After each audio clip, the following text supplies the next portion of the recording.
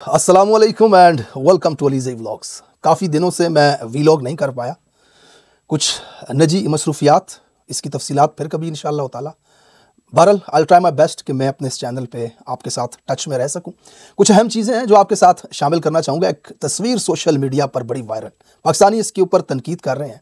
ये तस्वीर जब मैंने देखी तो राहत अंधोरी साहब का एक शेर मेरे जहन में आया, राज जो कुछ भी हो इशारों में बता भी देना, हाथ जब उनसे मिलाओ तो दबा भी देना। तो अब मरियम नवाज साहिबा की ये तस्वीर जो है, ये अरबी शेख हैं, यूएई के सदर हैं, इनका हाथ दरमियान में है और एक हाथ मरियम का ऊपर और एक हाथ नीचे, और बड़े ऐसे करके, ये बड़ी गैर मुहज़्ज़ब तस्वीर थी, बड़ी गैर इखलाकी, ये गैर सफारतकारी तस्वीर इसको आप कह लें कि ये किसी भी तमीज़ और तमद्दुन के दायरे में नहीं आती कि जब एक खातून ओहदेदार किसी मुल्क की किसी दूसरे मुल्क के मर्द ओहदेदार से मिलती है तो वो मुसाफा, अगर आप देखते हैं बरतानिया अमेरिका के अंदर ख़वातीन कैबिनेट का हिस्सा होती हैं, वो स्कर्ट्स भी पहनती हैं, लेकिन वो जब हाथ मिलाती हैं तो उनका पूरा हाथ ऐसे स्ट्रेट होता है, बिल्कुल सीधा आपको हाथ नज़र आएगा कि दो जिस्मों के दरमियान अच्छा भला फासला। ये एक सफारती तरीक़ाकार है, ये एक मुहज़्ज़ब तरीक़ाकार है। लेकिन मरियम नवाज़ पे तनकीद इस वजह से नहीं है कि ये जो मुसाफा करने का आपका अंदाज़ है ये गैर शाइस्ता है, ये गैर मजहबी है, ये गैर इखलाकी है, ये गैरत से आ रही है। अलबत्ता इनकी जो डुअल स्टैंडर्ड्स हैं ये इसके ऊपर तनकीद है। ये आज ही की एक और वीडियो मैं आपको दिखाता हूँ, आज ही का दिन, ये कपड़े भी वही पहने हुए हैं, वहाँ शेख साहब से मिली और उसके बाद किसी तकरीब में गई और एक गरीब पाकिस्तानी आगे बढ़ा कि वो वाली लज्जत ली जाए। उसके साथ मरियम ने क्या किया ये देखे, और वहाँ पर दूर से इंज कर देता, तो जे होवे जना अरबी तो फिर इंज कर दो। ये डुअल स्टैंडर्ड्स हैं। जब नैब में आपको पेश होना होता है तो तब आप कहती हैं कि मर्दों के सामने औरत पेश होगी, ये हमारी रवायात के ख़िलाफ़। आप इस्लाम के भाषण दे रही होती हैं कि मेरा जो परवरिश है वो एक इस्लामी माहौल के अंदर हुई है, इस्लाम के साथ मेरा लगाव है, मेरे खून में है। तो फिर भाई सीधी बात, मुनाफ़िकत क्या करनी, क्या दो नंबरी करनी इसके अंदर कि भाई लिबरल तबका नाराज़ हो जाएगा पाकिस्तान का। इस्लाम में हाथ मिलाना मर्द के साथ जो है वो जायज़ नहीं है, ये गलत बात है। तो फिर आप जो कहानियाँ करवाते हो ना, तो ये आपका डुअल स्टैंडर्ड है, डबल स्टैंडर्ड है आपका, मुनाफ़िकत है आपकी। अब ये जो मुलाकात है इसकी तफसील भी बड़ी हैरान कुन है। ये मरियम नवाज़ और इसका चचा जो हैं ये जहाज़ से उतरे और शेख साहब जो अमारात के सदर हैं वो इनको रिसीव कर रहे हैं। और मज़े की बात यह है कि ये पाकिस्तान के अंदर है। पाकिस्तान के अंदर एक ऐसा इलाका है रमियार खान के अंदर जो अबू धाबी की मलकियत है। अबू धाबी दुबई को लीज़ पर दिया हुआ है, 1987-78 में गालबन ये लीज़ दी गई थी कि यहाँ पर अरबी शहजादे जो हैं वो तलोर का शिकार करेंगे।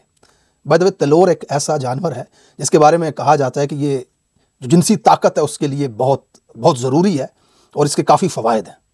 तो अब जनाब इस इलाके में पाकिस्तान के वो तलोर आता है, तो वो बड़ा सा एक इलाका जो है वो शेखों ने लीज़ पे लिया हुआ है और वहाँ उन्होंने अपना एयरपोर्ट बनाया हुआ है, अपनी शाही सहूलियात से जो है वो मुज़य्यन एक महल है वहाँ पर, जो शाह साहब वहाँ पे आते हैं, क़याम करते हैं, वहाँ पे ड्राइवर्स हैं, वहाँ पे सारा कुछ, यहाँ तक कि जो गाड़ी वहाँ चलती है वो भी अबू धाबी के नंबर की होती है। और अबू धाबी के स्पेशल तैयारे जो हैं वो वहाँ पर, जैसे वो शेख साहब का अपना ज़ाती घर है, वो जब चाहें वहाँ पे आते हैं, रुकते हैं, शिकार करते हैं और उसके बाद चले जाते हैं। तो अब जनाब शेख साहब शिकार पे आए, चचा भतीजी दोनों दौड़ के पहुँच गए वहाँ पे। फिर शेख साहब ने वेलकम किया, जो हमारे घर आए हुए हैं। तो वहाँ की ये जो तस्वीर है, अब हैरत की बात यह है कि मुझे आज तक की आप कोई एक तस्वीर ऐसी नहीं दिखा सकते जिसमें कोई पाकिस्तानी ओहदेदार यूएई गया हो और वहाँ उन्होंने अपनी ख़वातीन खड़ी की हों कि भाई आप इनको वेलकम करें। देखिए ना, आप भी एक्सेलेंसीज़ हैं, जब वहाँ जाते हैं, आप सदर जाता है, वज़ीर आज़म जाता है, वो आपको हाथ से पकड़ के मर्दाना हुजरे में बिठा देते हैं, बातचीत होती है, आप वापस आ जाते हैं। तो आपको भी कम से कम कोई गैरत का मुज़ाहरा करना चाहिए कि आप चले गए, वज़ीर आज़म पाकिस्तान चले गए, तो फिर वज़ीर आला की क्या ज़रूरत है, जेली है तो जेली दोनों। लेकिन जब चचा चले गए तो भतीजी को साथ लेकर के जाने की क्या ज़रूरत थी। लेकिन नहीं, ये लेके गए और फिर इस तरह की हाथों की जफ्फियाँ जो थी वो वायरल हो गई और लोग इसके ऊपर तनकीद करने लगे। वरना गैरत का तकाजा तो ये बनता है कि वो आपके घर मेहमान आए, आप चले गए, आपने वेलकम कर लिया जैसे वो आपको करते हैं। वो तो नहीं अपनी ख़वातीन खड़ी करते। दिखाएं कोई मुझे तस्वीर आप गए हो या पाकिस्तान का कोई और वज़ीर आज़म सदर गया हो तो उनकी बेटियों भतीजियों ने आपको वेलकम किया हो एयरपोर्टों पर जा करके। बहरहाल जो चीज़ जिस चीज़ की ज़रूरत नहीं थी वो की। ये शरीफ ख़ानदान अपना पैसा बचाने के लिए किसी भी हद से गुजर सकता है, कोई भी कमीनगी कर सकता है। अब इनका मसला ये है कि अब अमेरिका की जो बदलती हुकूमत है, बदलती जो एडमिनिस्ट्रेशन है, उसमें यूएई और सऊदी अरब के बड़े अच्छे ताल्लुकात हैं। तो अब ये वहाँ से चैनल लगाने की कोशिश कर रहे हैं, इसमें और कोई बात नहीं थी। अहम चीज़ एक और आपके साथ शामिल करूँगा, वज़ीर आज़म इमरान खान साहब का अडयाला जेल से एक अहम पैगाम, ये आपने बड़े गौर से सुनना है, क्योंकि इसमें जो मुज़ाकरात की खबरें चल रही हैं, जो तहरीक इंसाफ के साथ खुफिया मुज़ाकरात और हुकूमती टीम के साथ मुज़ाकरात, ये काफ़ी चीज़ें आपके सामने वाज़े हो जाएंगी खान साहब के इस बयान के बाद। मैं वो पढ़ के सुनाता हूँ और बीच बीच में जहाँ ज़रूरत पड़ी मैं मज़ीद तशरीह भी कर दूँगा आपके सामने। ज़रा देखें खान साहब ने जेल से क्या कहा। खान साहब कहते हैं, मैंने अपनी ज़िंदगी में पाकिस्तान में नाफिज किए गए तमाम मार्शल लॉ यानी अयूब खान, याहिया खान, ज़ियाउल हक और मुशर्रफ का मार्शल लॉ देखे हैं।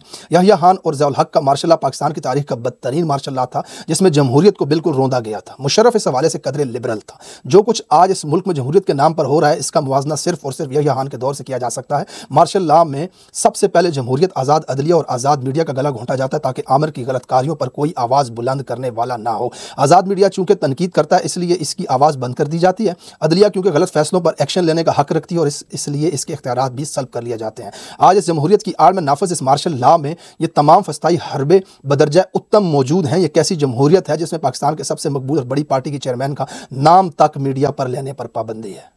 इस 100% 1000% सच बात जो इमरान खान साहब ने लिखी है, कही है उनके ट्विटर अकाउंट से, यही इस वक्त पाकिस्तान के अंदर हो रहा है। आगे वो कह रहे हैं, जैसे महमूद रहमान कमीशन की रिपोर्ट के जरिए वाज़े हुआ था कि याहिया खान ने अपनी ताकत और इक़्तिदार की खातिर मुल्क के निज़ाम को तहस नहस किया, वही काम आज भी किया जा रहा है। मेरा एक वीलॉग पड़ा हुआ है यूट्यूब के ऊपर, जिसमें मैंने महमूद रहमान कमीशन रिपोर्ट को बड़ी डिटेल से एक्सप्लेन किया था। उसके बाद मुझे बड़े कॉन्सिक्वेंसेस भुगतने पड़े उस वीलॉग के, वो आप देख सकते हैं, मेरे चैनल के ऊपर मौजूद होगा। महमूद रहमान कमीशन के हवाले से तमाम तफसीलात मैंने उसमें बताई कि किस तरह, किस जालिम तरीके के साथ, किस वहशियाना तरीके के साथ अपने इक़्तिदार और दौलत और ओहदे को बचाने के लिए इस मुल्क के साथ जो ज़बा किया, इस मुल्क को बीच में से काटा है इन्होंने खंजरों के साथ। इस मुल्क को, ये मुल्क दुश्मन, जालिम, लुटेरे, जाबर, मरदूद लोग उस वक्त मुल्क के ऊपर बैठे हुए थे याहिया खान की सूरत में। आप उस रिपोर्ट को जब देखेंगे या पढ़ेंगे, आप गूगल पे जाके पढ़ सकते हैं उसको, मेरा वीलॉग है मौजूद है, उसके अंदर आप जाकर देख सकते हैं कि इन्होंने क्या जुल्म किया था पाकिस्तान के साथ। यहाँ पे खान साहब कह रहे हैं कि वही काम आज किया जा रहा है। आगे खान साहब कहते हैं, फार्म 47 की बोगस और फ्रॉड हुकूमत को बचाने के लिए तहरीक इंसाफ को मुसलसल कुचला जा रहा है और मुल्क में जमहूरियत, कानून की हुक्मरानी और अदलिया की आज़ादी का जनाजा निकाल दिया गया है। शहबाज शरीफ सिर्फ और सिर्फ जनरल आसिम मुनीर की एक खटपुतली और अर्दली है। ये अर्दली वर्ड आपने याद रखना है, ये बहुत इंपॉर्टेंट वर्ड है, इस वक्त सोशल मीडिया पे ट्रेंड कर रहा है ये। इससे ज़्यादा ताकतवर वज़ीर आज़म तो मुशर्रफ दौर में शौकत अजीज़ था, क्योंकि काम तब इंतखाबात में इस सतह की धांधली नहीं की गई थी जैसे फरवरी 2024 में की गई। धांधली की पैदावार फार्म 47 के सारे खड़ा नाजायज़ लेकिन नातवा टोला दरअसल हुकूमत के नाम पर एक दब्बा है। याद रखिए, 17 सीटें जीता है शहबाज शरीफ और उसकी जमात, और उन्हें 224 सीटें पूरी करके दी गई हैं ईवान के अंदर आईनी तरमीम करने के लिए। ये 224 सीटें किस तरह पूरी की गई 17 नशिस्तों वालों के लिए, इसका अंदाज़ा आप लगा लें कि इसके लिए इन्होंने लोगों की बहनों बेटियों को उठाया, लोगों को अगवा किया, आधी रात को लोगों के घरों में जाकर के छापे मारे, यहाँ तक कि एक बंदे की बीवी के पाँव के ऊपर पाँव मार के ये कहा गया कि अपने शोहर को बुलाओ, हमने उसको अगवा करके ज़बरदस्ती वोट डलवाना है। 9 महीने की मासूम बच्ची को बालों से पकड़ के बेड से उठा करके नीचे फेंका गया। इस तरह के वाक़यात, जमशेद दस्ती की हालत, वो रोते हुए दीवार के साथ खड़ा होकर के चीखें मार रहा था कि मेरी बीवी के कपड़े उतारे गए। इस तरह के वाकयात, उस्मान डार की मां के गिरबान के ऊपर हाथ डाला गया और वीडियो के अंदर मौजूद उसका गिरबान पटा हुआ हमने देखा, और किस तरह रात को ARY और जियो के ऊपर लाइव ट्रांसमिशंस में सारे PTI के उम्मीदवार आगे जा रहे थे, और फिर अगली सुबह आपको पता चला कि किस तरह फार्म 47 तब्दील कर दिए गए। ये जुल्म, ये नंगी बर्बरियत इस वक्त जो मुल्क के अंदर मार्शल लॉ की सूरत में कायम है, इमरान खान साहब उसी का जिक्र यहाँ पे कर रहे हैं। आगे खान साहब कहते हैं, अलकादर ट्रस्ट का फैसला सिर्फ और सिर्फ पिछले केसेस की तरह मेरे ऊपर दबाव डालने के लिए लटकाया जा रहा है, मगर मैं मुतालबा करता हूं कि यह फैसला फौरी तौर पर जारी किया जाए, क्योंकि जैसे पहले इद्दत केस और साइफर केस में आपका मुंह काला हुआ, अब भी वही होगा। यहां पर आपको एक चीज़ ऐड कर दूं कि गालबन 13 तारीख को इस केस का फैसला होने वाला है, और वो फैसला शायद के खान साहब के हक में ना हो। मैं इस ट्वीट के तनाजुर में आपको ये बता रहा हूं कि जिस तरह खुलकर इमरान खान साहब इस निज़ाम के ऊपर तनकीद कर रहे हैं, रीज़न ये है कि उसका फैसला 2 मरतबा महफूज फैसला सुनाते सुनाते आगे कर दिया गया है। यानी कि अब मुज़ाकरात किस तरफ जाते हैं, खान साहब उनकी कितनी बात मानते हैं या किस हद तक मामला तय पाते हैं, इसी पर मुनस्सर करेगा अदालती फैसला। अगर मुज़ाकरात हो जाते हैं, चीज़ें सेटल डाउन हो जाती हैं, तो फिर खान के हक में आ जाएगा, और अगर खान ने इनकी बात ना मानी तो फिर खान के खिलाफ आ जाएगा। ये अदालतें हैं, ये दुनिया के कौन से मुल्क के अंदर होता है कि जनाब फैसला महफूज करके रखा हुआ है, देखेंगे भाई आप बात मानते हो तो फैसला यूँ आ जाएगा, बात नहीं मानते तो फैसला यूँ आ जाएगा। ये मुल्क है, ये रियासत है, यहाँ को कानून है, ये ताकतवरों का रजवाड़ा है, नाच रहे हैं कपड़े उतार करके ताकतवर यहाँ पर। बहरहाल आगे खान साहब कहते हैं अलकादर केस बिल्कुल एक बोगस केस है जिसमें दूर दूर तक कोई मेरिट नहीं। मैंने कोई बिलावल हाउस नहीं बनवाया बल्कि एक दूर दराज देहात में कौम के बच्चों के मुस्तकबिल की खातिर एक फलाई इदारा कायम किया जिससे मुझे 1 रुपए का फ़ायदा नहीं हुआ और ना ही होना है। अलकादर ट्रस्ट यूनिवर्सिटी में शौकत खानम और नमल यूनिवर्सिटी की तरह एक अवामी मदद से चलने वाला फलाई इदारा है। मैं वाज़ेह तौर पर कहना चाहूँगा कि मैं नवाज शरीफ और जरदारी की तरह NRO नहीं लूँगा और अदालतों से अपने केसेस ख़त्म करवाएंगे। मुशर्रफ बीबी का किसी से कोई रब्ता नहीं, ये महज प्रोपेगेंडा है। हमारी मुज़ाकराती कमेटी इन मामलात को देख रही है। इस्लामाबाद कत्लेआम को 6 हफ्ते हो चुके हैं, हमारे गुमशुदा अफराद को लेकर हुकूमत की तरफ से कोई पेशरफ्त नहीं की गई। ये मुज़ाकरात की कामयाबी में हुकूमत की गैर संजीदगी का मुंह बोलता सबूत है।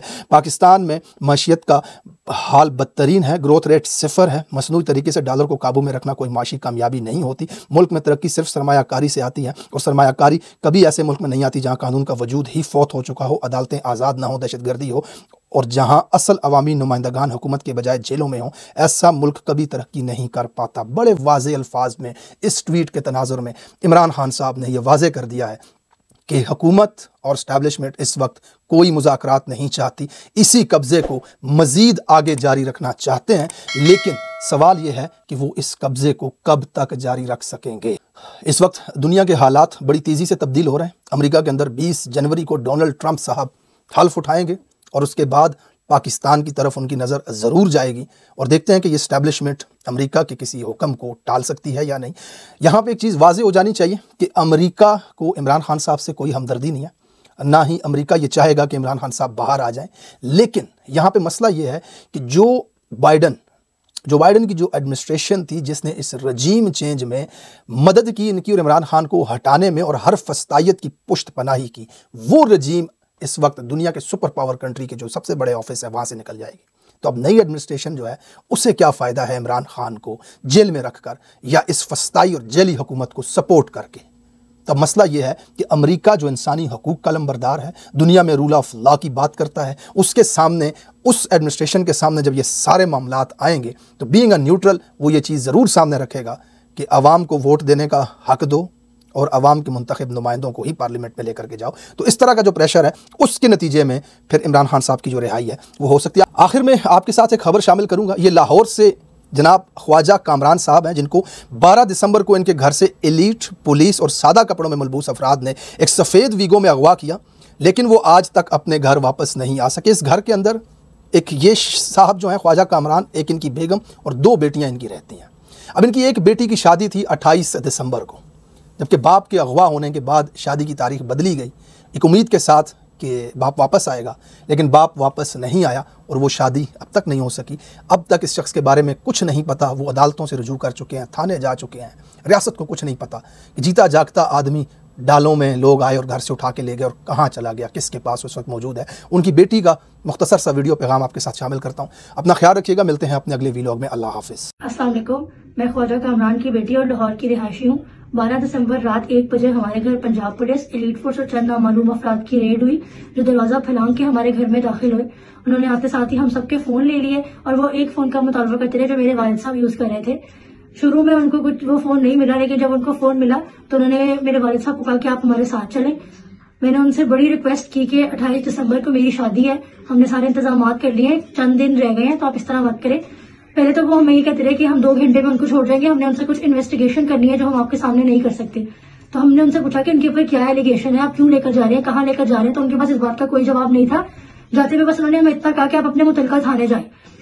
हमने उसके बाद उन्होंने हमें नीचे आने से भी मना कर दिया।